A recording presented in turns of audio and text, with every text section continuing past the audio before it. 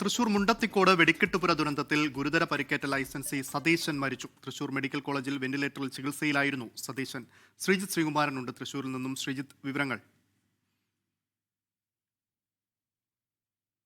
അനൂപ്, ഏതാണ്ട് 90% പൊള്ളൽ ഈ മുണ്ടത്തിക്കോട് സതീശൻ എന്ന ഈ ലൈസൻസിക്ക് ഏറ്റിരുന്നു. അദ്ദേഹത്തിനെ ആദ്യമായി കണ്ടത് ആശുപത്രിയിൽ വെച്ച് കണ്ടത് ജില്ലാ പഞ്ചായത്ത് പ്രസിഡന്റ് മേരി ആയിരുന്നു.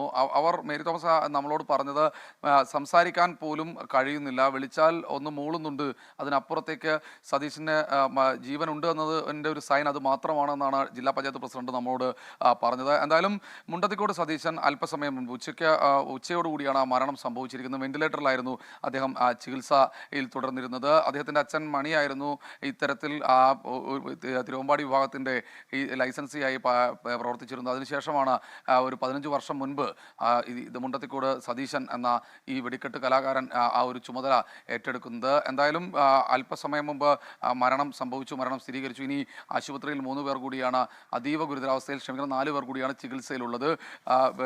ഗുരുതരാവസ്ഥയിലല്ല, അവർ ICUവിൽ ചികിത്സയിലുള്ളത്. അവർക്ക് പൊള്ളലേറ്റിട്ടുണ്ട്. ഇനി 2 പേരുടെ മരണം, ആശുപത്രിയിലുള്ള 2 പേരുടെ മരണം സ്ഥിരീകരിച്ചു കഴിഞ്ഞു. മുണ്ടത്തിക്കോട് സതീശൻ്റെ മൃതദേഹം അല്പസമയത്തിനകം തന്നെ മോർച്ചറിയിലേക്ക് മാറ്റുമെന്നാണ് അറിയിച്ചിട്ടുള്ളത്. വളരെ വേദനിപ്പിക്കുന്ന വാർത്തയാണ് തൃശൂർ മെഡിക്കൽ കോളേജിൽ നിന്ന് പുറത്തു വരുന്നത്. കൂടി വിടവാങ്ങിയിരിക്കുന്നു.